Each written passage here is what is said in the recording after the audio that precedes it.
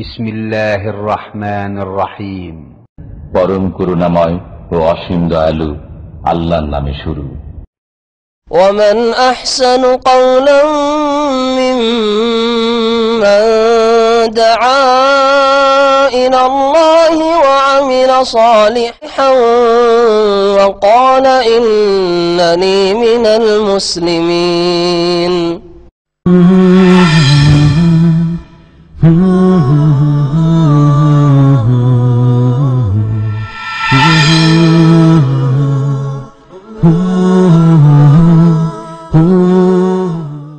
السلام عليكم ورحمة الله وبركاته.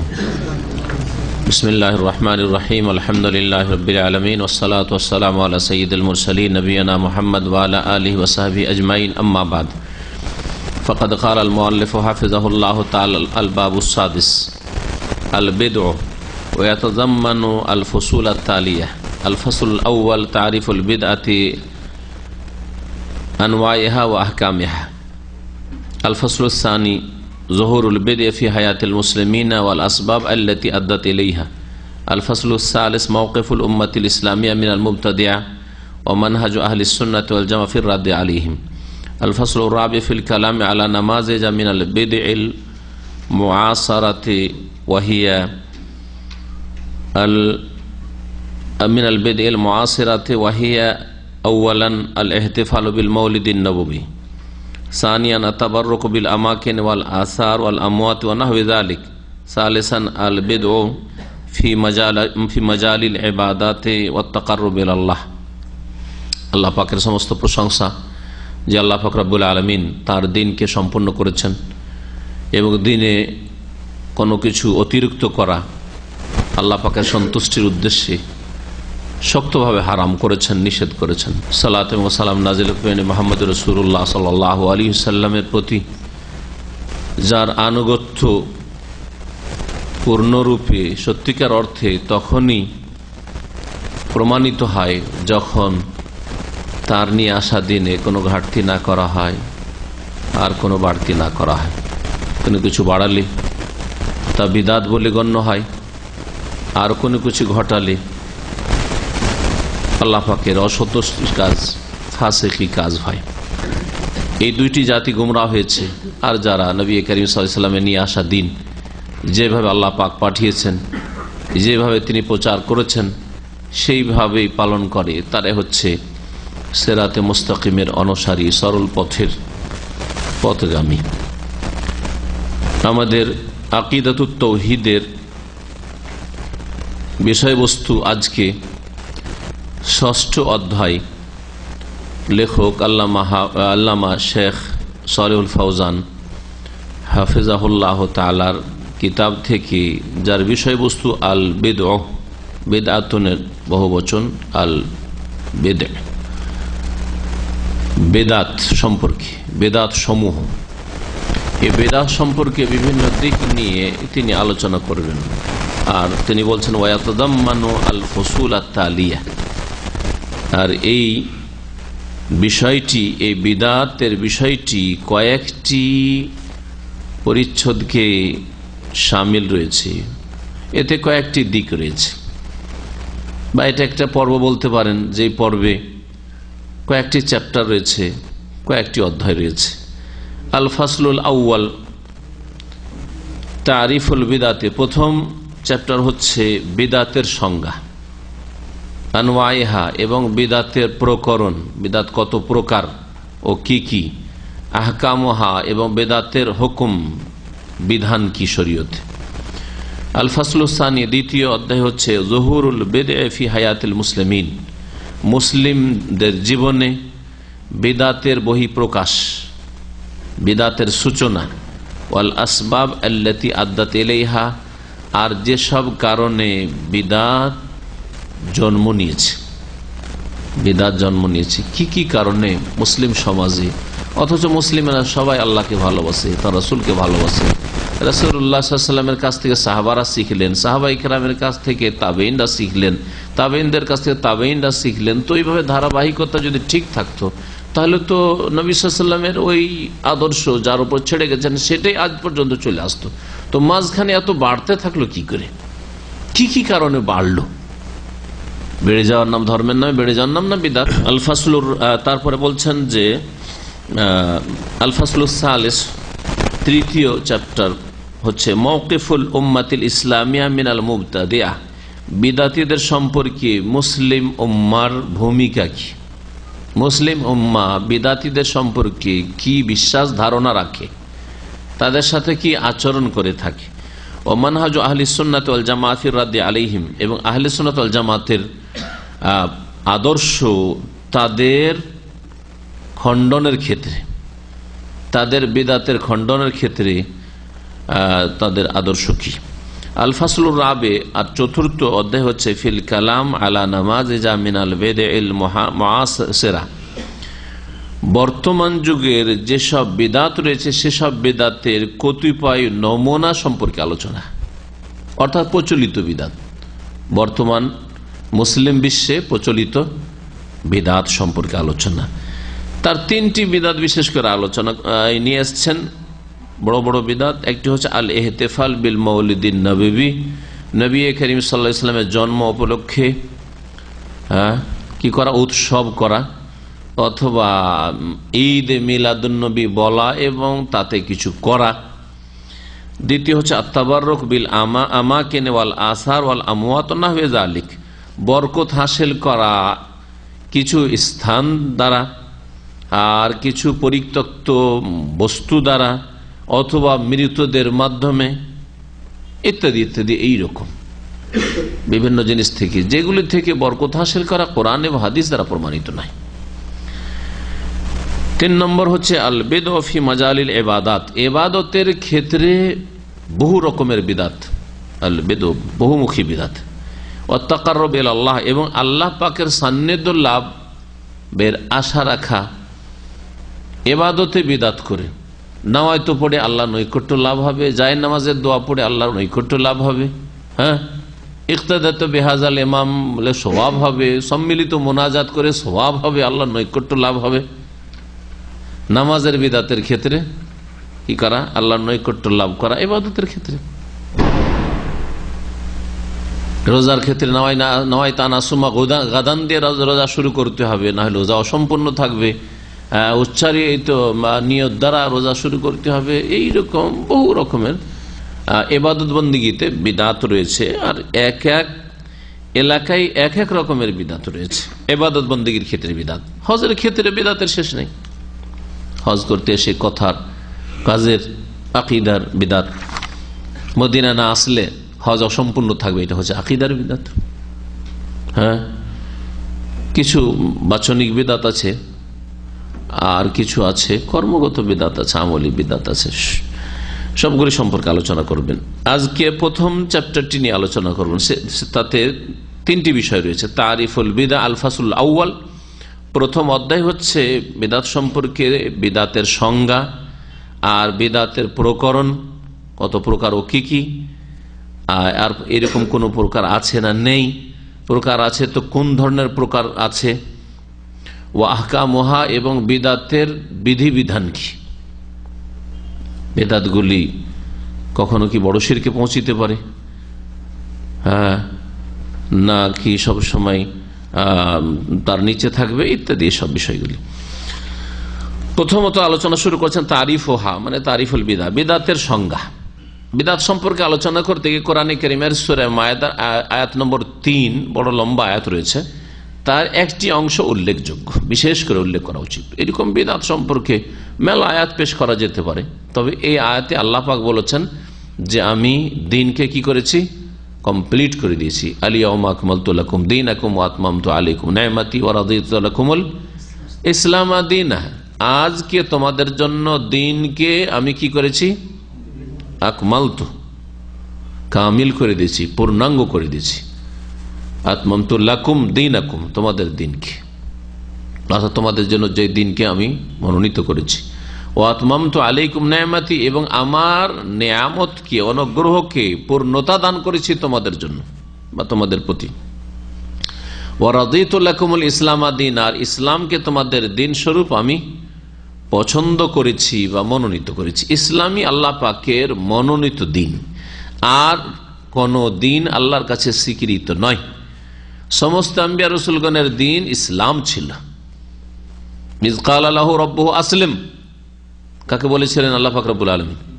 ইব্রাহিম আলাইহিস সালামকে। কালা কি বলেছিলেন? কালা আসলামতু লিরাব্বিল আলামিন, বিশ্বজাহানের রবের সামনে আমি ইসলাম গ্রহণ করলাম বা আত্মসমর্পণ করলাম, মুসলিম হইলাম। বিলকিস যখন সুলাইমান আলাইহিস সালামের কাছে এসে তার আনুগত্য স্বীকার করেছিলেন, তখন কি বলেছিলেন? ওয়া আসলামতু মা সুলাইমান লিল্লাহি রাব্বিল আলামিন, আমি সুলাইমান আলাইহিস সালামের সাথে রব্বুল আলামিনের সামনে আমি ইসলাম এর ঘোষণা করলাম। ওয়া আসলামতু। তো সমস্ত মানব জাতির ইতিহাসে আদম আলাইহিস সালাম থেকে শুরু করে যারা 70 দিন মেনেছে তাদের দিন ছিল ইসলাম। ইসলাম ছাড়া অন্য কোনো ভিন্ন দিনই ছিল না। ইহুদি নামটি আল্লাহর দেওয়া নয়, ইহুদি ধর্ম। খ্রিস্টান ধর্ম নাসরানিয়া বা মসিহিয়া, এই যে নামগুলি আরবিতে বলা হচ্ছে, ক্রিশ্চিয়ানিটি, এই নামগুলি আল্লাহ প্রদত্ত নয়, ওগুলি তাদের বানান নাম। আর এগুলি বিকৃত ধর্মের নাম। অবিকৃত আল্লাহ পাকের যে নাজিলকৃত দিন মুসা আলাইহিস সালামের প্রতি, সেটা ইহুদি ধর্ম নয়, সেটা ইসলাম। আল্লাহ পাকের নাজিলকৃত দিন ঈসা আলাইহিস সালামের উপর, সেটা হচ্ছে দিন ইসলাম। তখনকার দিন ইসলাম ছিল। আর তারপরে তাতে ঘাটতি বাড়তি করে পূর্ণতা দান করা হয়েছে শেষ নবী মুহাম্মদ রাসূলুল্লাহ সাল্লাল্লাহু আলাইহি সাল্লামের মাধ্যমে। যেমন বাংলাদেশে ৭১ আগে যে আইনগুলি ছিল সবগুলিকে বাতিল করা হয়েছে না, তাতে কি করা হয়েছে? সংযোজন করা হয়েছে। হাজফ এবং এজাফা, কিছু অফ করা হয়েছে, হজফ করা হয়েছে, আর কিছু অ্যাড করা হয়েছে, তাই না? এইভাবে নতুন সংবিধান তৈরি হয়েছে। ওই রকমই ৭১ আগে যে আইনগুলি ছিল পাকিস্তানি আইন, ইস্ট পাকিস্তানের আইন, সেই পাকিস্তানি আইনে এমন না যে তার আগে ইংরেজদের আইনের সবগুলিকে ক্যান্সেল করেছে, তারা ওই মানুষের তৈরি করা বেশ কিছু আইন তাদের রেখেছে। যখন যে আইনটা থেকে তখন সেই দেশের ওইটাই আইন।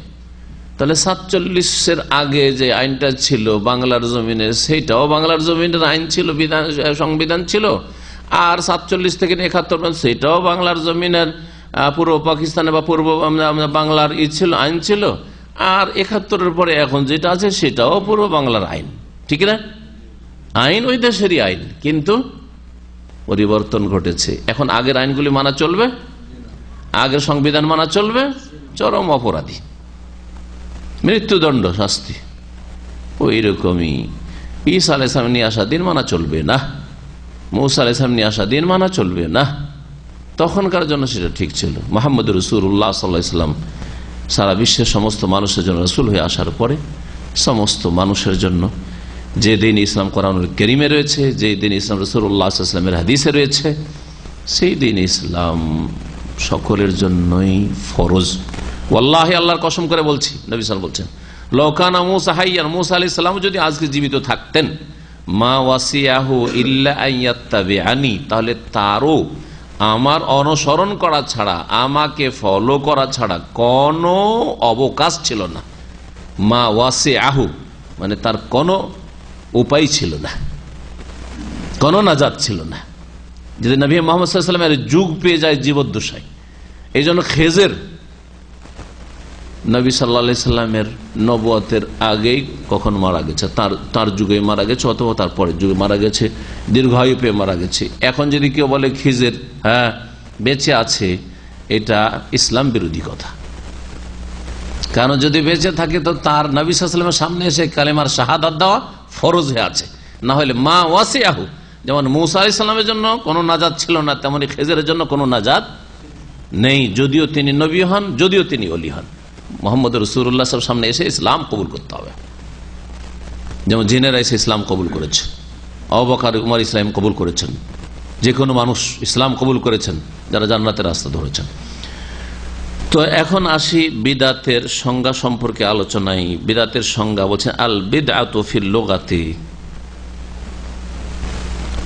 বিদাতের আবিধানিক অর্থ, লোগা মানে বিদাতের শাব্দিক অর্থ, শাব্দিক অর্থ বা আবিধানিক অর্থ কি? মাখুযাতুন মিনাল বাদঈ, কথাটি বা দাল আইন থেকে নেওয়া হয়েছে। আখাযা ইয়াখুযু মানে নেওয়া, মাখুযাতুন ইসম মাফউল ওয়াহিদ মুন্নাস সেটা মানে নেওয়া হয়েছে, উদ্ভূত, এর উৎপত্তি বাদউন থেকে। বাদউন মানে কি হয়? ওয়াহুয়াল ইখতিরাউ আলা গায়রি মিসালিন সাবিকিন, পূর্বের কোন দৃষ্টান্ত ছাড়া কোনো কিছু আবিষ্কার করা বা তৈরি করা। এর পূর্বে আপনার সামনে কোনো নকশা ছিল না, কোনো একটা দৃষ্টান্ত ছিল না যে আমি ওইটাকে ফলো করে এরকম কিছু একটা তৈরি করব। প্রথম তৈরি করছেন আপনি, এটার নাম হচ্ছে বাদা আয়াবদাও। এই জন্য এবদা, আবদা বা বেফাল থেকে এবদা বলা হয় কি ইখতিরাকে, আবিষ্কারকে। যা আজকাল আবিষ্কার হয়ে গেছে ওর একটা নতুন মডেল হচ্ছে। হ্যাঁ, এটা কোনো কৃতিত্ব না। আমাদের এক ওস্তাদ বলছেন, প্রথম আপনারা বেশি বুঝেন সায়েন্স, যখন প্রথম রেডিও তৈরি হয় তো রেডিওটা কত বড় ছিল? আমাদের যারা বেশি শিক্ষিত মানুষ জেনারেল তারা বলে, উত্তর দেন, কিছু জানা আছে সম্পর্কে? অনেক বড়। হ্যাঁ, কিন্তু আজকাল মোবাইলে দুনিয়ার কাজ আসলে একটা রেডিও ফ্যাসিলিটি, অনেক মোবাইল আছে। প্রথম যে আবিষ্কার করেছে কেউ কি বলা হয়? বাদা বলা হয়, এবদা। এবদা যা হয়নি এখন পর্যন্ত, নতুন কিছু যদি এখন নিয়ে এসে দেয় তাহলে ওটা এবদা বলা হচ্ছে। মুবদে আবিষ্কারক,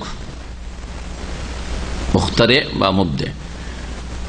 ওয়ামিনহু কাউলুহু তাআলা, আর এই শব্দ থেকে মহান আল্লাহর বাণীতে বাদী শব্দটি ব্যবহার হয়েছে আল্লাহর গুণ হিসাবে। বাদিউস সামাওয়াতি ওয়াল আরদি মানে খালিকুস সামাওয়াতি ওয়াল আরদি মিন গায়রি মিসালিন সাবিকিন, আকাশসমূহ এবং জমিনকে সৃষ্টিকারী বিনা কোনো পূর্ব দৃষ্টান্তে। কোন এই রকমের আকাশ, এটা বিশাল কিছু তৈরি হলো, কিন্তু ছোটখাটো কিছু ছিল এই ধরনের, এরকম কিছুই ছিল না, কিছুই ছিল না। সর্বপ্রথম কোনো কিছুর সৃষ্টির সূচনা করা, বাদিউস সামাওয়াত, সৃষ্টির সূচনা করা। আল্লাহ পাক যে বাদী, সৃষ্টির সূচনা তিনি করেছেন। এই অর্থে আল্লাহ সম্পর্কে বাদিউন সিফাতে মুশাব্বা বা মুবালাগার শেখা বলা যেত, রাহিমুন মুবালাগা যেত, বাদিউন মুবালাগার শেখা। সূরা বাকারার আয়াত নম্বর 117। আর তারপরে বলছেন যে বাদি মানে কি? আই মুখতারি ওয়াহা আলা গায়রি মিসালিন সাবিকিন, যা সৃষ্টিকর্তা আল্লাহ পাক, আসমান জমিনের সৃষ্টিকর্তা বিনা কোনো পূর্ব দৃষ্টান্তে। কাউলুহু তাআলা, আরো মহান আল্লাহর বাণী, কুল মা কুনতু বিদআম মিনার রাসূল, হে নবী তুমি জানিয়ে দাও লোকদেরকে, মক্কার মুশরিকদেরকে, যে আমি কোন নতুন রসুল নই। হ্যাঁ, আজব রসুল নই। এখানে নতুন রসুল, তিনি নতুন রসুল এই অর্থে যে তিনি রসুল এসেছেন, শেষ রসুল এসেছেন, কিন্তু এর পূর্বে কোন নবী রসুলই আসেনি। নবী আর রসুল নামটা কেউ জানতো না। আর প্রথমে সে মোহাম্মদ বলে দিয়ে তোমাদেরকে একবার হতভম্বে ফেলে দিয়েছেন, হতভম্ব করে দিয়েছেন, এরকম নয়। এর আগে বহু নবী রসুল এসেছেন। মা কুনতু বিদআম মিনার রাসূল, আমি রিসালাতের যে সিরিজ, এতে কোনো নতুন কথা নিয়ে আসিনি যে আমি প্রথম রসুল দাবি করলাম। আই মা কুনতু আউয়ালু মান জাআ বির রিসালাতি মিনাল্লাহ ইলাল ইবাদ, আমি এমন কোন ব্যক্তি নই যেই ব্যক্তি বান্দার উদ্দেশ্যে আল্লাহর তরফ থেকে প্রথম রিসালাত নিয়ে এসেছে, এমন নয়। বাল তাকাদ্দামানি কাসীর মিনার রাসূল, বরং আমার পূর্বে অনেক রাসূলগণ এসেছেন, তারাও আল্লাহর মেসেজ নিয়ে এসেছিলেন, পেগাম নিয়ে এসেছিলেন। ওয়ায়ুকালু, আরবি ভাষায় আরো বলা, এই আয়াতটি রয়েছে সূরা আহকাফ, সূরা আহকাফ আয়াত নম্বর 9। আর আরবি ভাষায় বলা হয় ইবতাদা ফুলানুন বিদআতান, কেউ যদি একটা নতুন কাজ করে তাহলে বলা হয় অমুক ব্যক্তি, ফুলান মানে অমুক, অমুক ব্যক্তি একটি নতুন কাজ করেছে। ইবতাদা ফুলানুন বিদআতান, অমুক ব্যক্তি একটি নতুন কাজ করেছে। এই ইবতাদা তারিকাতান লাম ইয়াসবিক ইলাইহি, এমন একটা পন্থা চালু করেছে বা এমন একটি কোন বিষয় চালু করেছে, লাম ইয়াসবিক ইলাইহা, যার পূর্বে কেউ করেন, তার আগে আর কেউ করেন নাই, সর্বপ্রথম সেই কাজটি করেছে। এটাকে বলা হয় কি? ইবতাদা বলা হয়, ইবতাদা। আপনি নতুন পদ্ধতিতে একটা দাওয়াতের কাজ শুরু করলেন, এর আগে কেউ করেনি, এটা এই অর্থে ইবতিদা। হ্যাঁ, কিন্তু দাওয়াতের মূল কাজ আছে, দাওয়াতের মূল কাজ দিনে ইসলামে আছে, কিন্তু আপনি নতুন পদ্ধতিতে নতুন কিছু সাজ সরঞ্জাম ব্যবহার করে, ধরেন প্রজেক্টর ব্যবহার করি, এতদিন পর্যন্ত আমরা প্রজেক্টর ব্যবহার করিনি, আমাদেরই ধরেন বাংলায়, তাই না? এখানে আকীদাতুত তাওহীদ প্রজেক্টর ব্যবহার করেননি, আগামী সপ্তাহে প্রজেক্টর ব্যবহার করলেন না, নতুন পদ্ধতিতে আজকে থেকে ক্লাস চালু হয়েছে, বলছেন না? বলছেন না? তো এটা হচ্ছে ইবতিদা, কিন্তু ধর্মীয় বিদআত না, এটা শাব্দিক অর্থে এইটা নতুন পদ্ধতি। ওয়াল ইবতিদা আলা কিসমাইন, আর বিদআত বা নতুন কিছু করা, ইবতিদা যেটা আরবি ভাষায় নতুন কিছু করা হচ্ছে দুই প্রকার, ইবতিদাউন ফিল আদাতে আর ইবতিদাউন ফিদ দ্বীনে। একটি হচ্ছে পার্থিব কাজে, আদাত মানে যেগুলি রীতিনীতি অভ্যাসগত কাজ, মানে দুনিয়ার কাজ, পার্থিব কাজ। যদি আদাত না বলে শাইখ বলতেন তাহলে মিল হইতো বেশি, ইবতিদাউন ফিদ দ্বীন ইবতিদাউন ফিদ দুনিয়া, তাহলে বেশি মিল হইতো। ইবতিদাউন ফিল আদাত অর্থাৎ পার্থিব কাজে কোন নতুন কিছু করা, কা ইবতিদাইল মুখতারাতিল হাদিসা, যেমন নতুন নতুন আবিষ্কৃত বস্তুগুলি, হ্যাঁ, নতুন নতুন আবিষ্কৃত বস্তু আবিষ্কার করা হয়েছে। মোবাইল ছিল না, আমাদের চোখের সামনে মোবাইল আসলো। হ্যাঁ, তার আগে আপনার রাস্তায় বুথ, ওই কার্ড সিস্টেম বুথ ছিল না, তারপর আসলো, গেছে, চলে গেছে, নাসিয়া মানসিয়া, অনেকে ভুলেই গেছেন, স্মরণ করাইতে হবে যে এরকম ছিল, কার্ড ঢুকিয়ে টেলিফোন হইতো রাস্তায় দাঁড়িয়ে দাঁড়িয়ে। হ্যাঁ, তার আগে কয়েন ঢুকিয়ে হইতো। জি, মাঝখানে মোবাইলের আগে কার মোবাইল এসেছিল, এইরকম মোবাইল না, কার, গাড়িতে থাকলে শুধু এটা ব্যবহার, গাড়ির সাথে সম্পর্কিত, তাও 10,000 15,000 রিয়াল মূল্য ছিল, এক সৌদি প্রথম কিনেছে। আর আমার এক পরিচিত লোক, ওর কফির হচ্ছে ওই সৌদি কিনেছে, কেনার পরে টেলিফোন ধরিয়ে দিয়ে তুই বাড়িতে কথা বলতো, আমাকে লাগিয়েছে, তার যে খুশি জীবনে পর্যন্ত পেয়েছে, বলছে শাইখ আপনার সাথে কথা বলছি এমন একটা দিয়ে টেলিফোন দিয়ে যে কারে আমরা এখন রাস্তায় চলছি আর কথা বলছি। এটা 1996 কথা, তখন 95-96 মোবাইল কিন্তু হয়নি, তাই না? 96-97 এই সময়গুলোতে কথা। তো ওকে আশ্চর্য লাগছে যে কি গাড়ি দিয়ে ড্রাইভিং চলতে আছে, গাড়িতে আমরা রাস্তা অতিক্রম করছি আর কথা বলছি। এখন ওইটাকে কি লাগবে? রিজেক্টেড, গেছে, প্রত্যাখ্যাত, দরকার নেই, পরিত্যক্ত। ওয়াহাজা মুবাহুন, পার্থিব কাজের ক্ষেত্রে নতুন কিছু আবিষ্কার করা, নতুন আবিষ্কৃত বস্তু জায়েজ, উপকারী হলে জায়েজ, অপকারী হলে জায়েজ নেই। উপকারী বৈধ জিনিস জায়েজ। লিআন্নাল আসলা ফিল আদাত আল ইবাহা, কারণ আদাত অভ্যাসগত কাজগুলির ক্ষেত্রে আসল হচ্ছে মুবাহ, বৈধতা, মুবাহ হওয়া, জায়েজ হওয়া। আপনি সমুদ্রের বিচে ঘুরতে যাবেন, ওখানে গিয়ে কোনো পাপ টাপ করবেন না, ওখানে পাপও নেই আর কোনো নেকিরও কাজ যাচ্ছেন না যে ওখানে যায় একটা দিনের দাওয়াত দেব, তো এটার নাম কি? মুবাহ, জায়েজ। নেকিও নেই কারণ নেকির উদ্দেশ্য যাচ্ছেন, আর গোনাও নেই কারণ ওখানে গোনা করার উদ্দেশ্যে যাচ্ছেন না, ঠিক আছে না? মুবাহ, যাতে নেকিও নেই গোনা নেই, এগুলোকে বলা হয় জায়েজ। দুই দিকই সমান, নেকি গোনার পাল্লা সমান, ওইখানে কিচ্ছু নেই, ওতে নেকিও নেই গোনাও নেই। দ্বিতীয় রকমের নতুন আবিষ্কার ইবতিদা, বিদআত হচ্ছে ইবতিদাউন ফিদ্দীন, ধর্মের ক্ষেত্রে নতুন কিছু করা। ওয়াহাজা মুহাররামুন, শেখ সালেহুল ফৌজান হাফিজাহুল্লাহ বলছেন এটা হচ্ছে হারাম। ধর্মের ক্ষেত্রে নতুন কিছু করবেন অথচ রাসূলুল্লাহ সাল্লাল্লাহু আলাইহি ওয়াসাল্লাম করেননি, করতে বলেননি, কোনো অনুমতিও দেননি, স্বীকৃতিও দেননি, এটা হারাম। সহজ ভাষা নয়, হারাম, মাকরুহ নয়, অপছন্দনীয় না, হ্যাঁ, সুন্নতের খেলাফ না, মুস্তাহাবের খেলাফ নয়। কখনো এরকম বলবেন না। একজন বড় বক্তা বলছে যে নামাজে, মানে কিছুটা সংশোধনে এসছে সেজন্য তার বক্তব্য বলছে যে নামাজে নিয়ত পড়া জরুরি না। জনসাধারণ মোটা খায় মোটা বুঝবে, ওরা তো কথা তো ভালোই বললো, অন্যরা বলছে নিয়াত পড়তে হবে না, হয়তো পড়তে হবে, আর এ বলছে জরুরি না। তো দেখো সহি আকীদা চলে এসছে, সহি আকীদা চলে এসছে। কিন্তু কি যে ওখানে করে ধোকা দিল, জেনে দিক অথবা তার না জানা অবস্থায় অজ্ঞতার সাথে দিক, হয় তার অজ্ঞতার কারণে এই কথা বলছে জরুরি নয়, আর না হলে সে জেনে শুনে চোখে দুলি ছিটাচ্ছে। আর আপনারা বুঝছেন না যে আমাদের চোখে দুলি ছিটাচ্ছে, কানাকা হাইকোর্ট দেখাচ্ছে, কুড়িয়া ঘর দেখি। কথা বোঝা গেছে? কি জরুরি নয় মানে ফরজ নয়, জরুরি কোনটা? ফরজ। ফরজ নাই তো ফরজের নিচে মেলা শরীয়তে কাজ আছে, সুন্নত আছে, সুন্নতে মুআক্কাদা আছে, গায়র মুআক্কাদা মুস্তাহাব আছে, আছে না নেই? আরে নফল আছে। তার মানে পড়া যাবে না, হয়তো পড়া যাবে কিন্তু জরুরি না। বেশ কিছু বক্তা আর আন্তর্জাতিক খ্যাতি সম্পন্ন বক্তা এই সব শোনা আছে আমাদের, বোঝা গেছে? তো কখনো ধোকা খাবেন না। আমাদের দেশের মানুষরা আবেগে ছুটে, লোকজন বেশি যার পিছনে ছুটে ওর পিছনে ছুটে, এত বড় লোক ভুল করতে পারে। দিনের ব্যাপারে নতুন কিছু করা হচ্ছে হারাম, লিআন্নাল আসলা ফিহা তাওকিফ। তাহলে কি বলবো? নিয়ত পড়া হচ্ছে হারাম। শেখের ভাষায় বলেন নিয়ত পড়া কি হারাম, হয়তো পড়া হারাম, নামাজের জন্য, রোজার জন্য, উজুর জন্য হারাম। ভালো করে শোনেন, যেমন আপনার জন্য সিগারেট পান করা হারাম, মদ খাওয়া হারাম, মিথ্যা কথা বলা হারাম, হ্যাঁ, ধোকা দেওয়া হারাম, চুরি করা হারাম, ওই রকম বিদাত করা হারাম।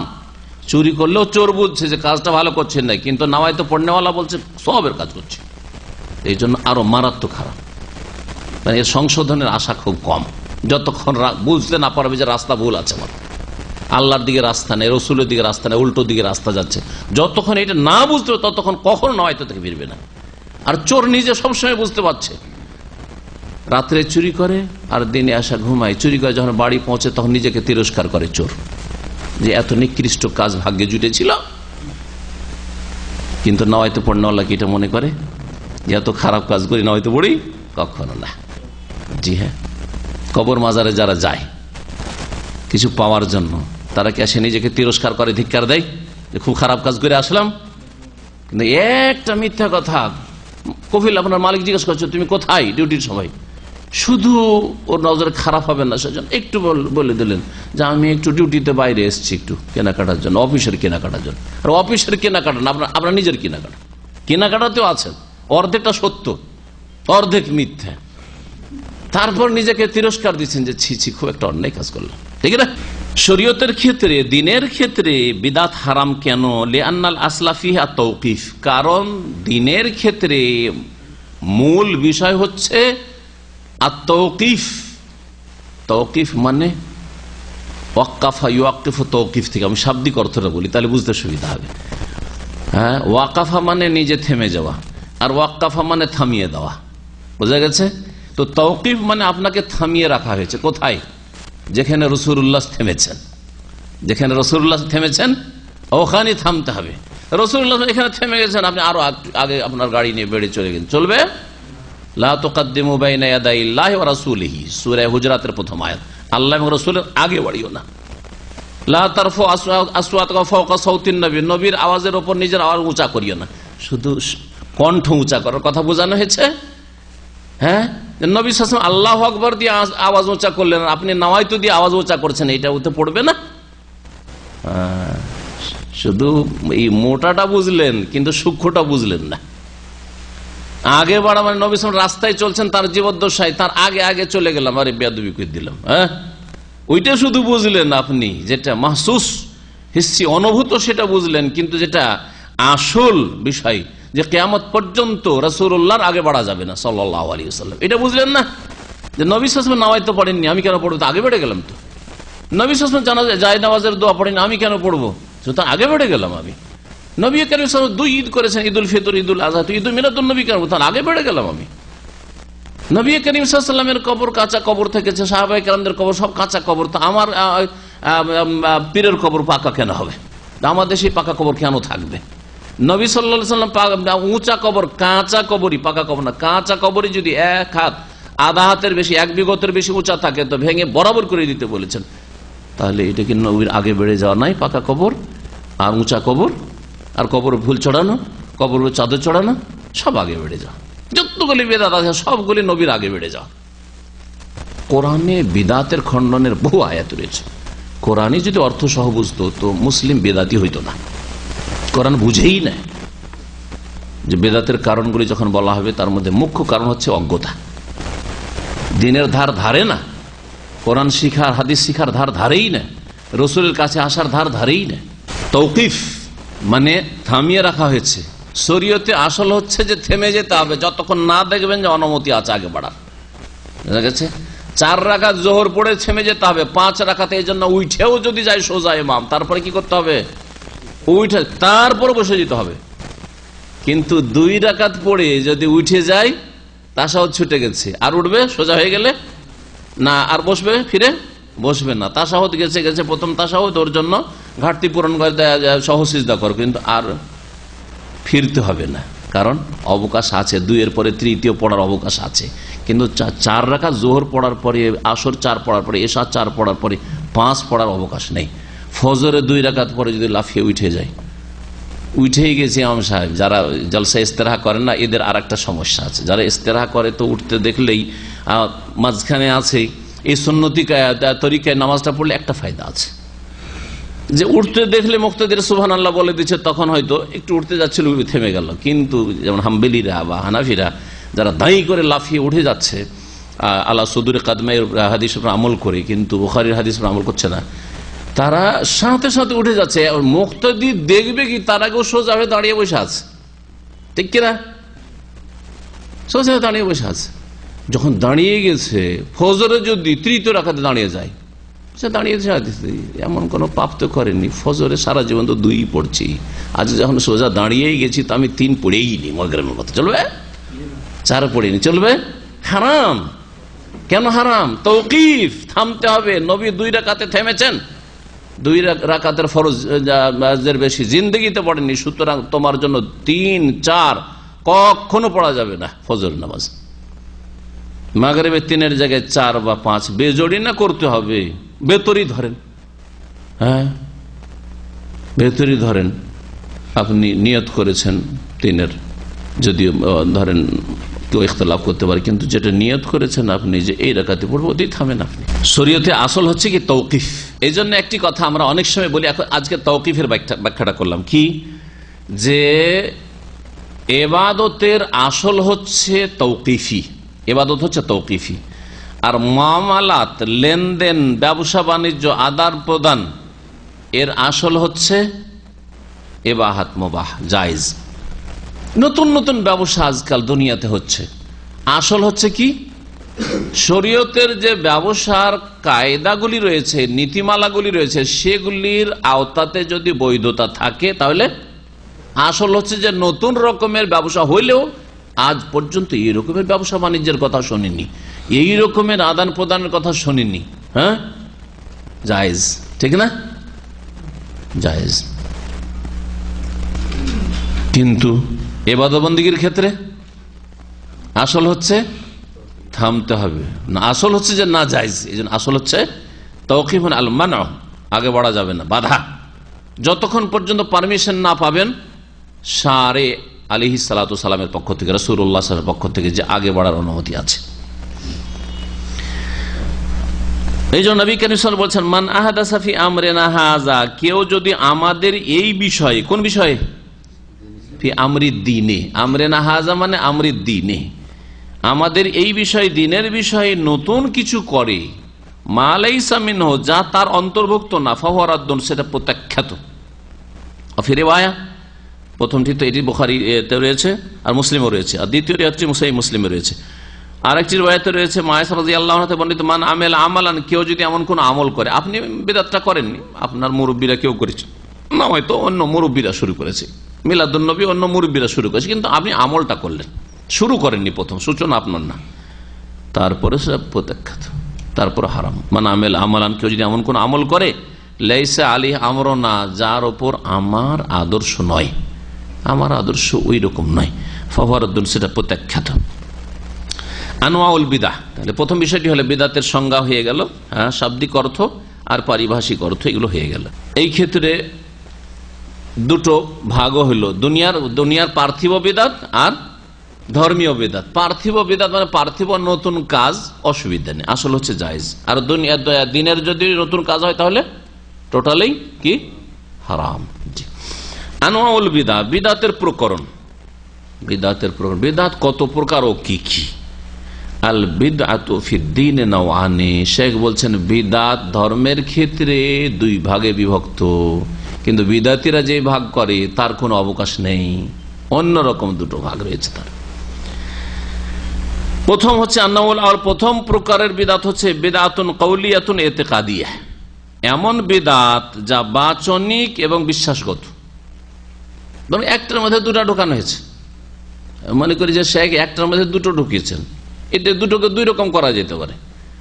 কিছু বিদাত আছে যেগুলো শুধু বাচনিক, হ্যাঁ, আর কিছু আছে আকীদাগত, বিশ্বাসগত। যদি হয়তো এখানে বলা যেতে পারে যে যেগুলো বাচনিক বিদাত করে সেটাকে ওই বিশ্বাস নিয়েই করে যে এটা করতে হবে, এই দিক থেকে বলা যেতে পারে। কিন্তু আকীদাগত বিশ্বাস আছে, মুখে বলছেন না কিন্তু বিশ্বাস আছে, জীবনেও কোনোদিন ইয়া গৌসুল আজম মাদাদ বলেন না, তাহলে বাচনিক নেই আপনার বিদাত বা শিরক। বুঝা গেছে? জীবনেও কোনোদিন বলেন না যে নবীর ছায়া ছিল না, কথা বলেন না, কিন্তু অন্তরে বিশ্বাস আছে যে নবীর ছায়া ছিল না।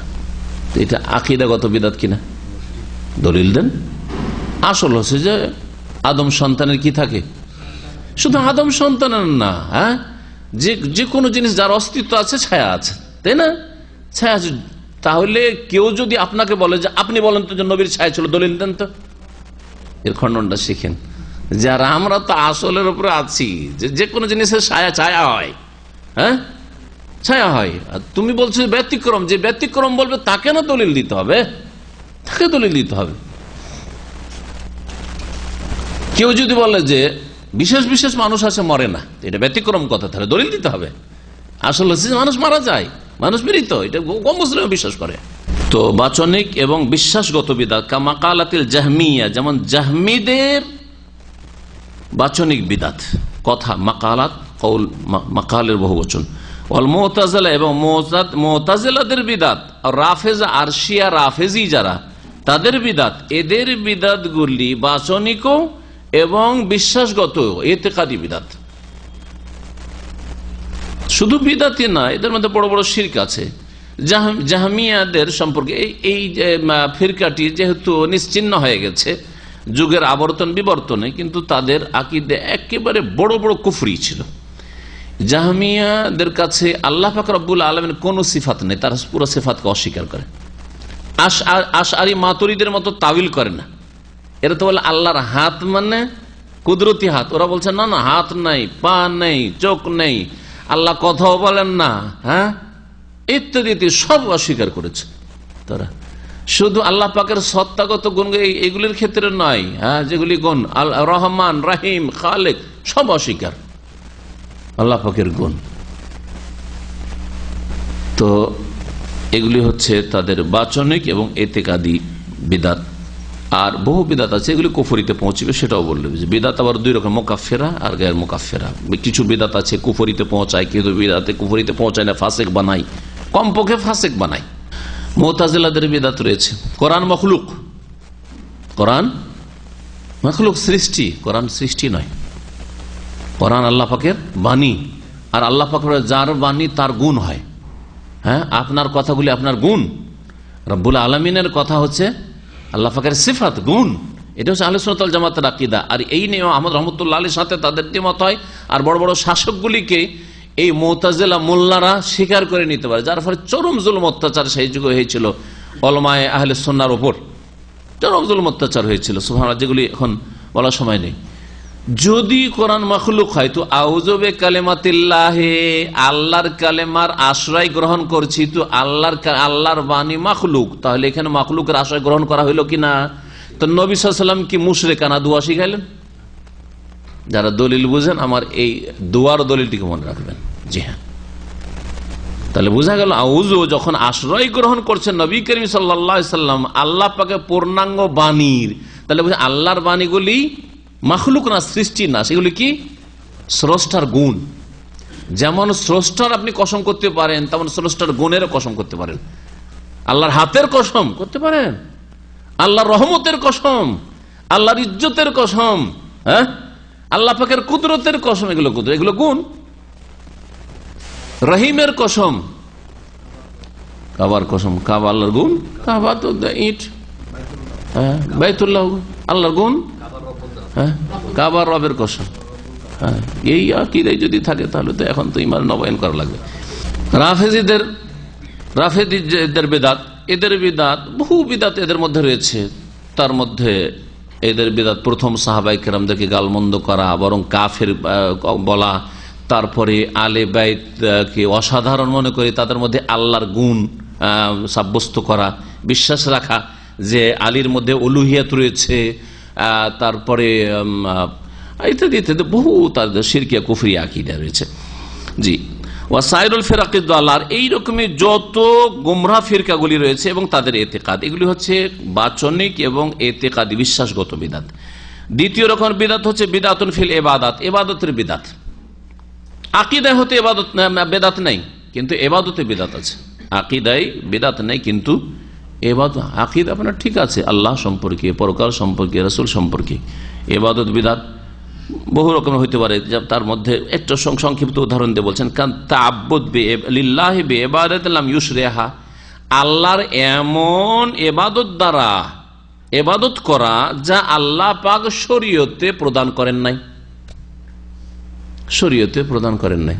চোখ বন্ধ করে নীরবতা পালনের মাধ্যমে আল্লাহর নৈকট্য লাভ করা, এটা কি?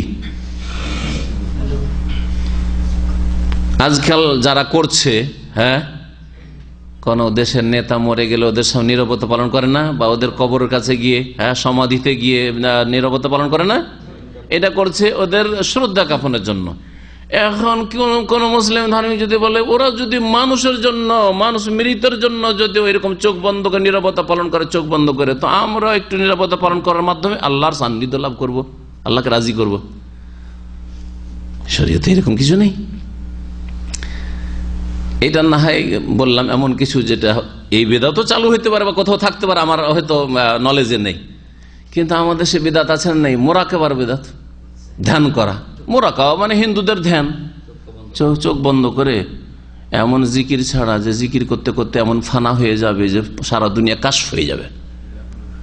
এগুলি না নবী সাল্লাল্লাহু আলাইহি ওয়াসাল্লামের হয়েছে, না সাহাবীদের হয়েছে। এগুলো বিদাত, কাশফের বিদাত, মোরাকাবার বিদাত, ওয়াজদার হালের বিদাত। আর এমন হালে বেহাল হয়ে যাবে যে পাগল হয়ে যাবে, পাগল হয়ে ফরজ নামাজ, জোহরের নামাজ ছেড়ে দিয়ে দিল একবারে, এমন দৌড় দিল গিয়ে কুষারের জমিতে ঢুকে গেল, 5 দিন বের হইল না। বাংলাদেশের এক বড় পীরের পীর, হ্যাঁ, পীরের দাদা পীর, জানেন নাম, জানেন কি? হ্যাঁ, জি জি জি। তো আল্লাহুল মুস্তান, আল্লাহুল মুস্তান, এগুলি হচ্ছে ইবাদতের বিদাত। এমন তরিকে ইবাদত করা, এটা হচ্ছে নামাজ আল্লাহর ফরজ বাদ দিয়ে দৌড় দিল, এটাই তাদের ইবাদত, বিদাত ইবাদত। আল কিসমুল আউয়াল, হ্যাঁ, ওয়াহি আকসাম, আর এমন তরিকে ইবাদত করা যেগুলি আল্লাহ শরীয়তে দান করেননি, এগুলি কয়েক প্রকারের বলছেন লেখক। কয়েক প্রকার বলে 4 প্রকার উল্লেখ করেছেন তিনি। প্রথম প্রকার হচ্ছে যে ইবাদতের মূলে বিদাত ঢুকানো, মা ইয়াকুনু ফি আসলিল ইবাদা, ইবাদতের আসলে মূল ইবাদতে কি করা? বিদাত করা। বিআই ইউহদিসা ইবাদাতান লাইসা লাহা আসলুন ফি শারঈ, এমন ইবাদত তৈরি করা যার শরীয়তে কোনো ভিত্তি নেই। কা ইউহদিসা সালাতান গায়রা মাশরুআ, এমন নামাজ আবিষ্কার করা, নামাজ শুরু করা, নামাজ চালু করা যা শরীয়তে নেই। আউসিয়া মানে এমন রোজা রাখা গায়রু মাশরু আসলান, যা শরীয়তে আসলই নেই। হ্যাঁ, আও আয়াদান, এমন ঈদ পালন করা গায়রু মাশরু, যা শরীয়তে নেই। কা আয়াদুল মাওয়ালিদ, যেমন জন্মবার্ষিকীর উৎসব করা, সে নবীর জন্মবার্ষিকী হোক অথবা নেতার জন্মবার্ষিকী হোক, পার্টির নেতার, রাজনৈতিক পার্টির নেতার, অথবা স্বামীর হোক অথবা স্ত্রীর হোক, ছেলে মেয়েদের বার্থডে হোক, হ্যাঁ, এগুলি সবগুলি ওর মধ্যে। হ্যাঁ, এর মূলটাই হচ্ছে বিদাত। কারণ ইসলামে কারো জন্ম মৃত্যু বার্ষিকীর কোনো অস্তিত্বই নেই, অস্তিত্ব নেই আসলে। যে কোনো মানুষ মারা গেলে আপনার আপনজন 3 দিন শোক করার পরে শেষ, শোককে আর জাগিয়ে উঠাবেন না। প্রতি বছর মৃত্যু বার্ষিকী পালন করা মানে শোককে জাগিয়ে তোলা। জন্মবার্ষিকী পালন করা না, এটাও নেই, এটাও ইসলামের নেই, কোনটাই নেই। নামাজের ক্ষেত্রে উদাহরণ দিতে পারেন সালাতুর রাগায়েব। সালাতুর রাগায়েব যে এই 27 রজব মেরাজের রাতে নামাজ, এই নামাজ চালু হচ্ছে বাইতুল মুকাদ্দাসে যখন 5ম শতাব্দীতে যখন চালু হয়, তখন আল্লাহর নেক বান্দারা যারা দেখলো যে থামতে পারলাম না, আমাদের কথা শুনলো না, তো আল্লাহর ভয়ে ফিলিস্তিন ছেড়ে পালিয়ে গেছিল সব, যে আল্লাহর গজব চলে আসবে। জি, মাগরিবের এশা নামাজ আউয়াবিনের নামাজ, এই নামাজ কয় রাকাত পড়ে ওরা? 6 রাকাত। এই 6 রাকাত হাদিস আছে, হাদিস জয়ীফ, অত্যন্ত জয়ীফ। কিন্তু এই নামাজের নামটা আউয়াবিন দেওয়া, এটি একেবারে বিদআত। প্রথম কথা, নামাজ বিদআত এই জন্য যে নামাজ এই নামাজ নেই এরকম ভাবে। 2 নম্বর হচ্ছে যে এই নামাজের নাম মূলেই নেই, আসলে নামটাই নেই। সালাতুল আওয়াবিন সালাতুল দোহাকে বলা হয়েছে। রোজার ক্ষেত্রে, রোজা, হ্যাঁ সিয়াম, রোজা যদি নফল হিসাবে রাখেন যে কোনো দিনে তো সমস্যা নেই, ঠিক আছে, কিন্তু এমন কোন নতুন যে এইরকম রোজাই নেই আসলে। যদি সারাদিনের রোজা হয়, সাহারি খাওয়ার সময় থেকে শুরু মাগরিব পর্যন্ত রোজার মূল আছে, এমন রোজা বলতে হয় যে রোজার মূল নেই, কথা বন্ধ করা রোজা, সারাদিন কথা বলবো না, দিনে ধর্মের মূল নেই, সারাদিন কথা বলবো না। তো এমন বেদাত যে এবাদতের মূলটাই ইসলামের নেই। আল কিসমুসানি, দ্বিতীয় রকমের বেদাত হচ্ছে মায়া কোন মিনা জিয়াদাতে ফিল ইবাদাতিল মাশরুআ, শরীয়ত সম্মত ইবাদত কিন্তু ওতে কিছু বাড়ানো, আর এরকম অনেক বেদাত রয়েছে। কামা লাউ যাদা রাকাতান খামিসা ফি সালাতিল যুহরি আবিল আসরে, যেমন যোহর আসরে 5ম রাকাত বাড়িয়ে দেওয়া, রাকাত বাড়িয়ে দেওয়া, ওই রকমই কাজকর্ম বাড়িয়ে দেওয়া, 3 বিদাত দিয়ে নামাজ শুরু করা। তো আমার আলোচনাতে আজকে থেকে 10-12 বছর আগে মানুষকে সতর্ক করেছি যে বাংলাদেশে, ভারতের বিদাতিদের নামাজই শুরু হয় 3-4 বিদাত দিয়ে, ঠিক না? কি শুরু হয়? নামাইতো, যায় নামাজের দোয়া, নামাইতো, মুক্তাদি হইলে ইক্তাদাইতো, আর জানি ইমাম হইলে আনা ইমামুন লেমান হাজার আমার নামে হাজার। এসব বিদাত, এই তো বাচনিক বিদাত, কর্মগত কিছু বিদাত আছে, কর্মগত বিদাত নাই। আল্লাহ, কান ধরা, হ্যাঁ কান ধরা, হ্যাঁ, আরে কান পর্যন্ত এইভাবে উঠানোই তো বিদাত। সালাফে সালেহরা চিনতেন যে সুন্নতের অনুসারী কিনা, কাঁধ পর্যন্ত অথবা কানের লতি পর্যন্ত এরকম দূরে যদি থাকে তাহলে সুন্নতের অনুসারী মনে করতেন। আর যারা কানে ঠেকাইতেন এইরকম করে, যেভাবে ঠেকাক না কেন, কান ধরে ঠেকাক আর যেভাবে করবো, একেবারে বিদাত, কোনো প্রমাণ নেই। এবাদতে শরীয়ত সম্মত এবাদত, কিন্তু তাতে কিছু বাড়ানো। সংক্ষেপ করে দিয়েছেন, আরো উদাহরণ দেন, এরকম বহু উদাহরণ আপনার দিতে পারবেন। আল কিসমুস, তৃতীয় রকমের বিদাত হচ্ছে মায়া কোন ফি সিফাতে আদাইল ইবাদাতিল মাশরুআ, শরীয়ত সম্মত ইবাদতের, আগেরটা কি ছিল? শরীয়ত সম্মত ইবাদতে কিছু বৃদ্ধি করা, তাই না? এটা শরীয়ত সম্মত ইবাদতের তরিকা পরিবর্তন করে দেওয়া। মায়া কোন ফি সিফাতে আদাইল ইবাদাতিল মাশরুআ, শরীয়ত সম্মত ইবাদত আদায় করার পদ্ধতিতে বিদআত সৃষ্টি করা, পদ্ধতিটা শরীয়ত সম্মত না। যেমন কিরকম করে বেআইয়ু আদিহা আলা সিফাতিন গায়রে মাশরুআ, এমন ভাবে আদায় করছেন সেই ইবাদতটি যেটা শরীয়ত সম্মত নয়, শরীয়ত সম্মত তরিকাই নয়। দুরূদ পড়া নবী সাল্লাল্লাহু আলাইহি ওয়াসাল্লামের উপর শরীয়তে আছে না নেই? সারা দিন যদি দুরূদ পড়তে থাকেন, মানা আছে কি? নেই। কিন্তু বিদআত ওর ধরনে বিদআত ঢুকানো, সিফাত, হ্যাঁ, মানে তার তরিকাই বিদআত ঢুকানো হচ্ছে সম্মিলিত দুরূদ। চলেন একটু সম্মিলিত মহব্বতের সাথে একটু দুরূদ শরীফ পাঠ করেন, হ্যাঁ, গানের সুরে ধরেন আল্লাহুম্মা, এই বিদআত, বুঝতে পারলেন? জিকির আল্লাহর আছে না নেই? আছে, সারাদিন সবসময় জিকির, লা ইয়াজালু লিসানুকা রাতবা মিন যিকরিল্লাহ, হাদিস, সবসময় যেন তোমার জবান আল্লাহর জিকিরে ভিজে থাকে। অসুবিধা আছে কিছু? খুব ভালো। এটা এইরকম অভ্যাস যদি করে নেন তো ঘুমাইলেও মনে হচ্ছে জিকির চলছে, ঘুম ভাঙলেই এমন অভ্যাস হয়েছে আবার জীবন নড়া শুরু হয়ে যাবে। কিন্তু অভ্যাস করে দেখবেন তাহলে এরকম হয়ে যাবে, কিছুদিন অভ্যাস করলে আপনার এরকম অবস্থা হয়ে যাবে। শরীয়ত সম্মত, কিন্তু একা একা জিকির করে মজা লাগে না, একটু মহব্বতের সাথে একটু জিকির করি তো ভাই। হ্যাঁ, বলুন লা ইলাহা ইল্লাল্লাহ করে দিলাম। সিফাতে তরিকাতে বিদআত। এবাদত আসল ইবাদত ইসলামে মওজুদ আছে। এবাদত বাক্যেও কিছু বাড়ায়নি, ওটাও ঠিক আছে, হ্যাঁ, কিন্তু ধরন পদ্ধতিটা চেঞ্জ করেছে। যালিকা কাদাইল আজকারিল মাশরুআ, যেমন শরীয়ত সম্মত জিকিরগুলি আদায় করা বে আসওয়াতিন জামাইয়াতিন, সম্মিলিত আওয়াজে। আমি যে উদাহরণটা দিলাম সেটাই দিয়েছেন, মুতরেবা এবং যেটা হচ্ছে গানের মতো আওয়াজ। গানে কি থাকে, একটা আকর্ষণীয় এই আওয়াজ। ওয়াক্কাত তাশদীদ আলা নাফসি ফিল ইবাদাত ইলা হাদ্দিন ইখরিজু আন সুন্নতি রাসূল সাল্লাল্লাহু আলাইহি ওয়াসাল্লাম। আর এইরকমই ইবাদতের ক্ষেত্রে নিজের জানের ওপর, নিজের শরীরের ওপর এমন কঠোরতা অবলম্বন করা যেটা রাসূলুল্লাহ সাল্লাল্লাহু আলাইহি ওয়াসাল্লামের সুন্নত থেকে বা সুন্নতের সীমানা থেকে বেরিয়ে যায়। নফল রোজা রাখা কি ভালো, জায়েজ? বলছে জায়েজ, মানে নেকি অনেক গুনাহ নেই না, নেকি অনেক গুনাহ নেই আর খামাখে রোজা রাখবো, না খেয়ে থাকবো, কোন পাগল আছে? যদি আল্লাহ বলতেন নফল রোজা রাখলে নেকি অনেক গুনাহ নেই, কেউ নফল রোজা রাখতে হবে, ঠিক না? নেকি আছে তো। নফল রোজা যে কোনো দিনে রাখা যেতে পারে যদি সেই দিনে নিষেধ না থাকে, তাহলে ঠিক আছে। কিন্তু রোজা এত বেশি কন্টিনিউ রাখা শুরু করলেন, গোটা মাস ধরে রোজা রাখছেন, তখন কি হবে? বিদাত। ওই সাহেব বলেছে আম্মা নাফা আসুমুন নাহারা ওয়ালা উফতির আবাদা, আমি সারা জীবন ধরে রোজা রাখবো, কখন আমি দিনে পানাহার করব না। তো নবী সাল্লাল্লাহু আলাইহি ওয়াসাল্লাম কি বলেন? ফামান রাগিবা আন সুন্নতি ফালাইসা মিন্নি, আমার আদর্শ থেকে ফিরে গেলে আমার উম্মতে থাকবে না। সারা জীবন রোজা রেখে উম্মত থেকে বেরিয়ে যাবে। কেন? এমন কঠোরতাও বলে জানকে কষ্ট দেওয়া যেটা রসুলের আদর্শ থেকে বেরিয়ে যায়, রাসূলুল্লাহ সাল্লাল্লাহু আলাইহি ওয়াসাল্লাম আদর্শের সুন্নতের সীমানা থেকে বেরিয়ে যায়। নবী করিম সাল্লাল্লাহু আলাইহি ওয়াসাল্লাম বলেছেন তোমার শরীরের হক আছে, চাহিদা আছে, তোমার স্ত্রীর হক আছে।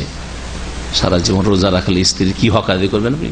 হ্যাঁ, শরীর দুর্বল হয়ে পড়বে আপনার। শরীরে কি হক আদায় করবেন? শরীরকে সারা দিন জীবনও খেতে দেন না, 360 দিন চলে যাচ্ছে, জায়েজ নাই। এই জন্য নবী সাল্লাল্লাহু আলাইহি ওয়াসাল্লাম বলছেন খুব বেশি যদি রোজা রাখতে হয় তাহলে দাউদ আলাইহিস সালাম রোজা রাখতে পারো। সেটা কি? এমন একদিন রোজা রাখতেন তিনি, আর একদিন ছাড়তেন, এরকম করো। আনাল ওর চাইতে কম করতে পারছেন নবী সাল্লাল্লাহু আলাইহি ওয়াসাল্লাম। জি, সোমবার আর বৃহস্পতিবার আইয়ামে বিদ।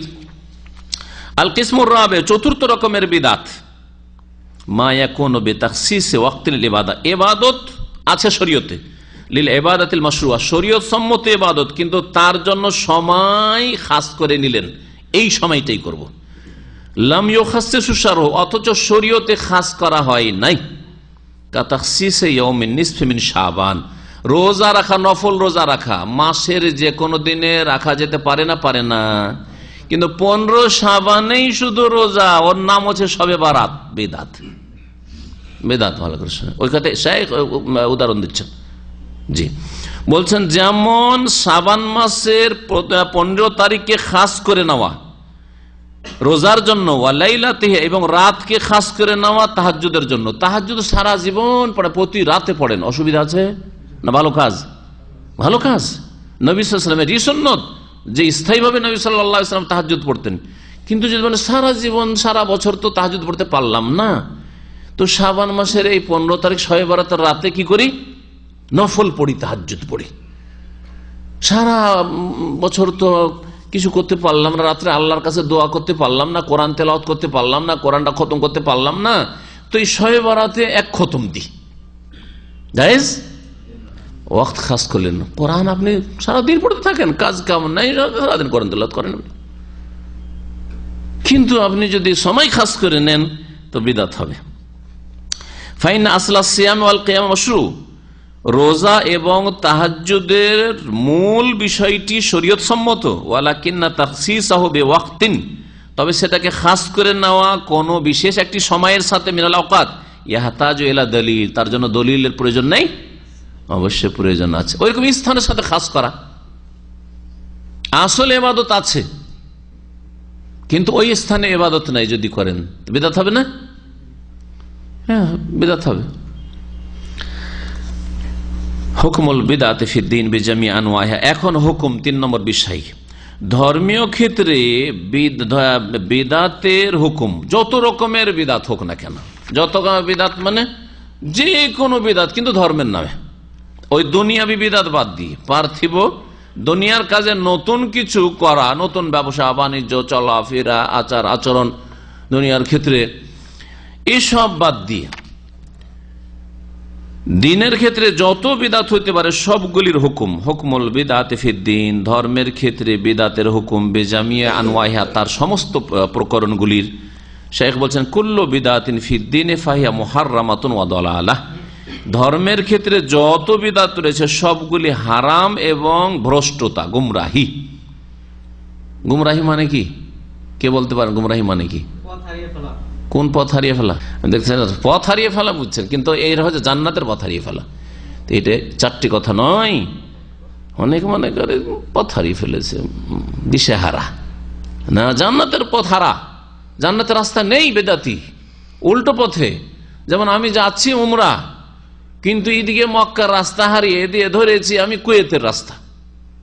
কুয়েত শেষ হলে এরাক পৌঁছে দিতে পারে, কিন্তু কেয়ামত হয়ে গেল মক্কা পৌঁছিতে পারবো না, মত চলে আসে মক্কা পৌঁছিতে পারবো, ঠিক না? ঠিক ওই রকম দলালা হচ্ছে ওই রকম। বিদাত করলে কখনো জান্নাতে পৌঁছা যাবে না, ও আরো দূরে, যত দূরে যাচ্ছি মক্কা কিন্তু দূরে হয়ে যাচ্ছে, ঠিক না? কাছে থেকে যদি ইউটার্ন করে ফিরে যেতাম, জোবাইল থেকে ফিরে যেতাম, রাস্তা ভুল করেছি রে, জোবাইল এগিয়ে চলে গেল ওই দিকে, কুয়েতের দিকে চলে যাচ্ছে, মক্কা থেকে একটু 80 কিলোমিটার না হয় লস হলো, কিন্তু আরো যদি চলে যাই টান দিলাম খাবজি, 300 শেষ, আবার 300 না, আরো ফিরলাম না কুয়েত, আরো যত যাব তত মক্কা দূরে হয়ে যাবে, ঠিক না?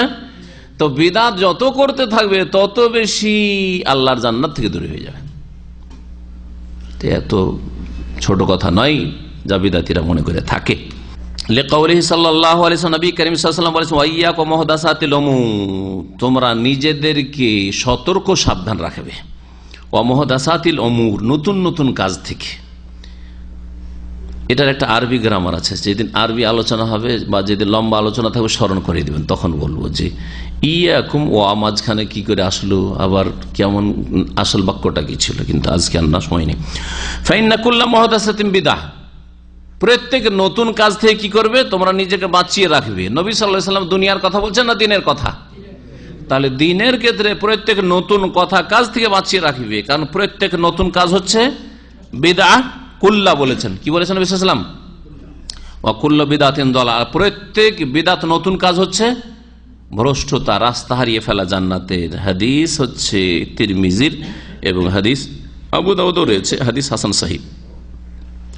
আর একটি হাদিস এর আগে উল্লেখিত হয়েছে, মান আমিলা আমালান লাইসা আলাইহি আমরুনা ফাহুয়া রাদ্দুন, যে ব্যক্তি এমন কোন আমল করবে যেটা আমার আদর্শের অনুযায়ী নয়, সেটা প্রত্যাখ্যাত। ফাদাল্লাল হাদিস, আর এই দুটি হাদিস প্রমাণ করে আলা আন্না কুল্লা মুহদাসাতিন ফিদ্দিনে ফাহুয়া বিদআহ, ধর্মের ক্ষেত্রে যে কোনো নতুন কাজ হচ্ছে বিদাত, ওয়া কুল্লু বিদাতিন দালাল, আর প্রত্যেক বিদাত হচ্ছে গুমরাহি ও মারদুদা, প্রত্যাখ্যাত।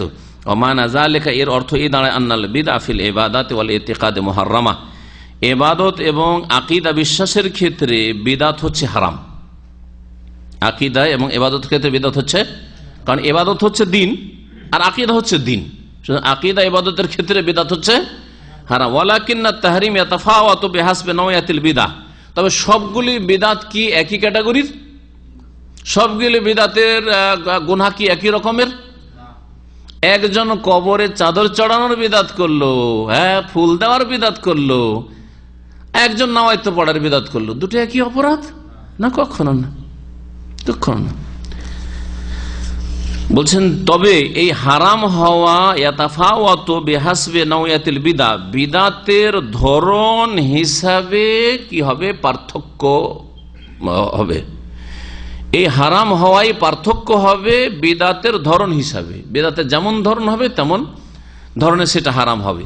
ফামিনহা মা হুয়া কুফরুন সারাহ, কিছু বিদাত আছে যেগুলি স্পষ্ট কুফরি, শুধু হারাম না, সেগুলি কি বড় কুফরি, শিরক। কা তাওয়াফ বিল কবুর, কারণ কবরের প্রদক্ষিণ, কবরে তওয়াফ করার, কবরে তওয়াফ করছে, বাবার কবরে, শাহজালাল কবরে তওয়াফ করছে, 800 কবরে তওয়াফ করছে, ঘুরছে চারিদিকে, চক্কর লাগাচ্ছে। জরুরি নয় যে 7 চক্কর করতে হবে, একটা চক্করও যদি দেয় আর মনে করে যে এটা খুব নেকির সওয়াবের কাজ করলাম, জি,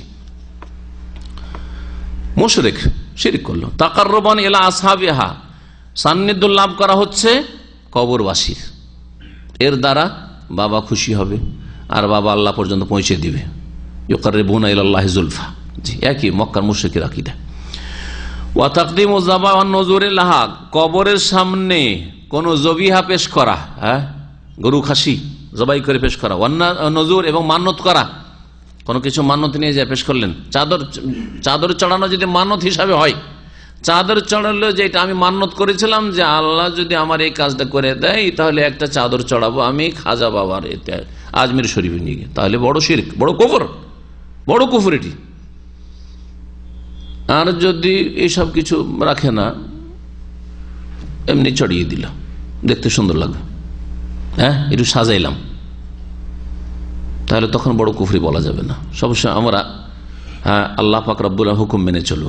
ওয়ালা ইয়াজরিমান্নাকুম শানাআনু কওমিন আলা আল্লা তা'দিলু, কোন জাতির সাথে তোমাদের মতবিরোধ বা শত্রুতা যদি থাকে তাহলে এটা যেন তোমাদেরকে উদ্বুদ্ধ না করে কিসের জন্য, হ্যাঁ ইনসাফ করার ক্ষেত্রে, ইনসাফ থেকে দূরে না সরিয়ে দেয়, ন্যায় নীতি অবলম্বন করতে হবে, ন্যায় সঙ্গত কথা বলতে হবে। এ দেলু, সুতরাং তো ন্যায় সঙ্গত কথা বলো, হো আকরাবুল লিত্তাকওয়া, এটা হচ্ছে আল্লাহ ভীরুতার কাছাকাছি। এই জন্য সবসময় সূক্ষ্ম কথা বলার চেষ্টা করবেন। একটা লোক তাবিজ বাঁধলো, মনে করেন আল্লাহ ভালো করবে, কিন্তু তাবিজ ওসিলা, বলবে বড় মুশরিক, তুই জুলুম করলেন আপনি কথায়। আর একটা লোক তাবিজ বাঁধছে, সে বলছে যে তাবিজ থাকলে আমাকে সারা দুনিয়ার কোনো কিছু ক্ষতি করতে পারবে না, দুটো একই, এটা বড় শিরক করলো, এই ব্যক্তি বড় মুশরিক। পার্থক্য আছে। এটা হচ্ছে ইনসাফ, ন্যায় নীতি অবলম্বন করা। দুনিয়ার ক্ষেত্রে যেখানে ন্যায় সঙ্গত চলতে হবে, দিনের ক্ষেত্রে আরো বেশি আপনাকে সজাগ হইতে হবে, কারণ আল্লাহর দিনের কথা বলছেন। এখানে আপনি জুলুম করবেন কেন? দুনিয়ার স্বার্থে করেননি, তাহলে কোন স্বার্থটা ছিল আপনার? আল্লাহ বলেন, রসুল বলেন, আপনাকে বলার অধিকারটা কে দিল এত বাড়িয়ে? অনেকে বহু বিদাতকে শিরক বলে থাকে, এটা শিরক ওইটা শিরক, ভুল কথা। আরে ঢালাহার, এটা শিরক ওইটা শিরক বলবেন, যেটা শিরক সেটাকে শিরক বলেন, যেটা বড় শিরক বড় শিরক বলেন, যেটা ছোট শিরক ছোট শিরক বলেন, যেটা বেদাত ওইটাকে বেদাত কাবার শিরক বলিয়েন না। ইনসাফ করার চেষ্টা করো। ওয়া দুআ আসহাবিহা, এবং কবরবাসীর কাছে দোয়া করা। কবরবাসীকে যদি ইয়া গাউস মাদাদ, ইয়া খাজা মাদাদ, হ্যাঁ আটরসি মাদাদ, গৌসে পাক ইত্যাদি, এগুলো কি বেদাত। কত বড় বেদাত, কুফরে সারাহ, স্পষ্ট কুফরি। কারণ আল্লাহ ছাড়া অন্যের কাছে আহ্বান করা বা অন্যকে আহ্বান করা বা অন্যের কাছে যাচ্ছা করা, ওয়াল ইস্তিগাসা, তবে তাদের কাছে ফরিয়াদ করা, উদ্ধার করো, বাবা আগেস নেই আমাকে উদ্ধার করো, জি এগুলি হচ্ছে বড় কুফরি। কেউ যদি বলে যে সিলেটের বিমানবন্দরে যে জাহাজটি ধ্বংস হতে যাচ্ছিল, আল্লাহর ওলি যদি শুয়ে না থাকতো তাহলে খান খান হয়ে যেত, কিচ্ছু থাকতো না। পত্রিকাতে লিখেছে বাংলাদেশে, একটা দুর্ঘটনা ঘটেনি কয়েক বছর আগে, পত্রিকাতে লিখেছে, আমি নিজে পড়েছি, কারো কথা আমি ওই শুনে অত করি না, আমি নিজে পড়ি। এটা কি বড় শিরকি বিদাত, আল্লাহ ছাড়া অন্যকে রক্ষাকারী মনে করা। মৃত রক্ষা করেছে ওদের জাহাজকে, বড় শিরক এটি, কুফরে সারাহ। ওয়াকাকওয়ালে গোলাতিল জাহমিয়া ওয়াল মুতাজিলা, এইরকমই জাহমিয়া এবং মুতাজিলাদের যারা চরমপন্থী তাদের কথাগুলি, এগুলি হচ্ছে কুফরে সারাহ, স্পষ্ট কুফরি। তাহলে জাহমিয়া আর মুতাজিলাদের কিছু আকীদা আছে যেগুলি হচ্ছে কুফরি, বড় কুফরি, আর কিছু আছে যেগুলি বিদাত, ছোট কুফরি। অমিনহা, আর কিছু আছে মা হুয়া মিন ওয়াসাইলিশ শিরক, যেগুলি শিরক নয় কিন্তু শিরকের কি ওসিলা, শিরকের মাধ্যম, মানে এগুলির মাধ্যমে শিরক হয়ে থাকে, শিরকের চোরা পথ। শিরকের কি চোরা পথ? কবরটাকে আপনার বাপের পাকা করে সাজিয়ে চুনকাম করে রং করে রেখে দিলেন। আমার বাপকে দামি দামি কম্বল সৌদি আরব থেকে নিয়ে এসে দিচ্ছি, এখন কিছুই দিতে পারবো না, তো একটা চাদরও চড়াবো না, করলেন ব্যাস, আর কিছুই করলেন না। বড় শিরক না করলেও শিরকের ওসিলার কাজ করে দিলেন আপনি, শিরকের জন্য প্রস্তুত করে রেখে দিলেন। আপনি না শুরু করলে অন্যরা করবে কিছুদিন পরে, শিরকের চোরা রাস্তা খুলে দিয়েছেন বাড়িতে। কাল বিনা আলাল কবর, যেমন এখন কবরকে পাকা করা, বিনা আল কবরকে পাকা করা, অথবা কবরের উপর ঘর নির্মাণ করা, গম্বুজ নির্মাণ করা, মিনারা নির্মাণ করা, কবর মসজিদে কবর দেওয়া, বা কবরের উপর মসজিদ তৈরি করা, এই সবগুলি কি বলবো? শিরক বলবো না, কি বলবো এগুলোকে? শিরকের হচ্ছে জারিয়া, শিরকের মাধ্যম, চোরা, শিরকের চোরা রাস্তা, যে ভাষা দিয়ে বলেন না কেন। ওয়াসসালাতি ওয়াদ-দুআ ইনদাহা, কবরের পাশে নামাজ পড়ছেন, আল্লাহর জন্য নামাজ পড়ছেন কিন্তু কবর পাশে। অনেকেই রিয়াজুল জান্নাহ রওজাতে নামাজ পড়তে যায়, এই জন্য যায় না যে ওইটা হচ্ছে জান্নাতের একটা টুকরা, কি জন্য নামাজ পড়তে যায়? নবীর কবর পাশে নামাজটা পড়ে আসলাম, মনে একটা শান্তি যে নবী সাল্লাল্লাহু আলাইহি ওয়াসাল্লাম কবরের পাশে নামাজ পড়েছি। এটা কি হলো? হ্যাঁ, পাশে পড়েছি। নবী কিছু চাইনি নবীর কাছে, সব আল্লাহর কাছে চেয়েছে। হ্যাঁ, কি বলবেন এটাকে? শিরকের কাছাকাছি চলে যাওয়া, শিরকের চোরা রাস্তা, হারাম, এগুলি বিদাত, এবং এই বেদাতগুলি হচ্ছে শিরকের কাছাকাছি যাওয়া। এই জন্য আমি অনেক সময় বলেছি, অনেক আলোচনায়, যে আজকের বেদাতি কালকের মুশরিক। যারা আজকে বেদাত করেছে কালকে বড় শিরক করা শুরু করবে। আর এর একবারে স্পষ্ট স্পষ্ট প্রমাণ আছে।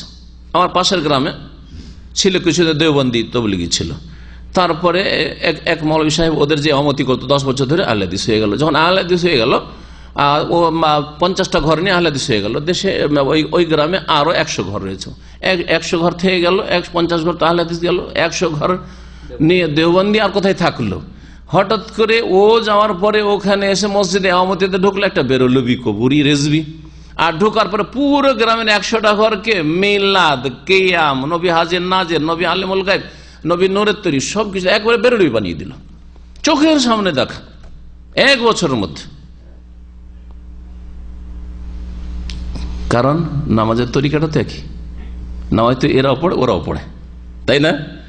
নামাজে নাভির নিচে ওরা হাত বাঁধে, এরা হাত বাঁধে, রফা দেন ওরা করেন, ওরাও করেন না, মোনাজাত এরাও করে, ওরাও করে, তো ধরতে পারেন না, জনসাধারণ ধরতে পারে না যে এর ভিতরে এত বড় বড় শিরকি আকীদা বেরলবিদের মধ্যে আছে, কুফরি আকীদা। আর হাজের নাজের বললো মানে ইমান হারিয়ে গেল, নবীকে আলেমুল গায়ব বলে দিল মানে ইমান হারিয়ে গেল, আল্লাহর গুণ নবীকে দিয়ে দিল, তো বুঝে না। বুঝছে আমাদের হানাফি তো আছে, ওরাও তো নবী নিচে হাত বাঁধছে। হ্যাঁ, ও তো রফা দিন আমিন তো টানে না, এই তো ওয়াহাবিরা তো আহলে হাদিস তো আমিন টানছে, তো আমিন টানে না, আমাদেরই লোক, বুঝা গেছে। অথচ আহলে হাদিসের সাথে দ্বিমত ছিল শুধু হতো সামান্য কিছু বিষয়গুলিতে, আর এদের সাথে আকাশ পাতাল দ্বিমত, তাওহীদ আর শিরকের দ্বিমত। কিন্তু কাছাকাছি থাকাতে আজকের বিদাতি কালকের মুশরিকে পরিণত হয়। যেমন কবরের ওপর কি করা, তৈরি করা, ঘর বাড়ি তৈরি করা বা কোনো কিছু তৈরি করা, ওয়াসসালাত আর নামাজ পড়া, ওয়াদ-দুআ ইনদাহা কবর পাশে, অমিনহা মা, এগুলো হয়ে গেল। অমিনহা মা হুয়া ফিসকুন ইতিকাদি, আর কিছু বিদাত আছে যেগুলি ফাসিকি, বিশ্বাসগত ফাসিকি। তাহলে প্রথম কুফরি, কিছু বিদাত আছে কুফরি, আর কিছু বিদাত আছে যেগুলি হচ্ছে শিরকের মাধ্যম বা শিরকের চোরা রাস্তা, আর কিছু বিদাত আছে যেগুলো ফাসিকি আর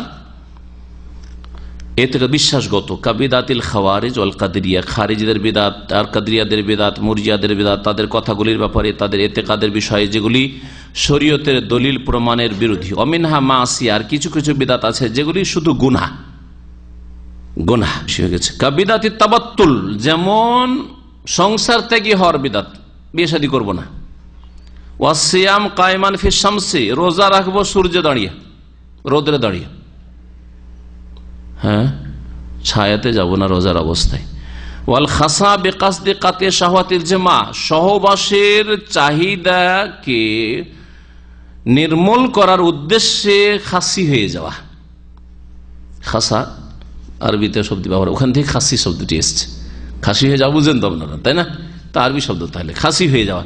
তাহলে কেউ যদি অন্ডকোষ বের করে ফেলে দেয় যে অন্ডকোষ রাখবো না, যাতে করে এইসব ঝামেলাই না থাকে, খাসি করা তো এটাই করে, আমাদের দেশে খাসি করে না, অন্ডকোষ বের করে ফেলে। মানুষ যদি অন্ডকোষ বের করে ফেলে দেয় তো কাজটা কি? গুনহার কাজ। তাহলে এই বেদাত হচ্ছে মাসিয়া, গুনহার কাজ। এখানে আলোচনা শেষ করছি, কারণ কথা আরো লম্বা হয়ে যাবে, আর আমরা যখন শেষ করতে চেয়েছিলাম তার অনেকটা বেশি বেড়ে চলে গেছি। ও সাল্লাল্লাহু নবিয়্যিনা মুহাম্মদ ওয়া আলা আলিহি ওয়া সাহবিহি আজমাইন। আল্লাহ বলবেন আল্লাহর ওলি, মুসলিম হিসাবে আল্লাহর ওলি। বাকি কথা হচ্ছে যে তিনি আল্লাহর ওলি কিনা, যার ওলি সে বলবেন। এখন কেউ যদি এখন জিজ্ঞেস করে আব্দুর রব কি শেখের বন্ধু, হ্যাঁ, তো কাকে জিজ্ঞেস করতে হবে? আমাকে জিজ্ঞেস করতে হবে। আরে উনি আমার বন্ধু না দুশমন আমি জানি, ঠিক না?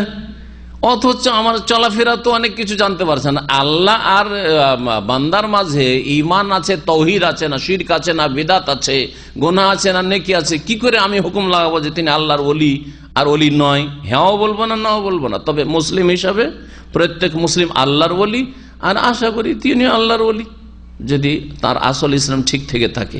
আর আল্লাহ না করে যদি কারো ব্যতিক্রম হয়, তো আল্লাহ মতিউর রহমানকে ছাড়বে না, শাহজালালকে ছাড়বে, বুঝা গেছে? কাউকে ছাড়বে না।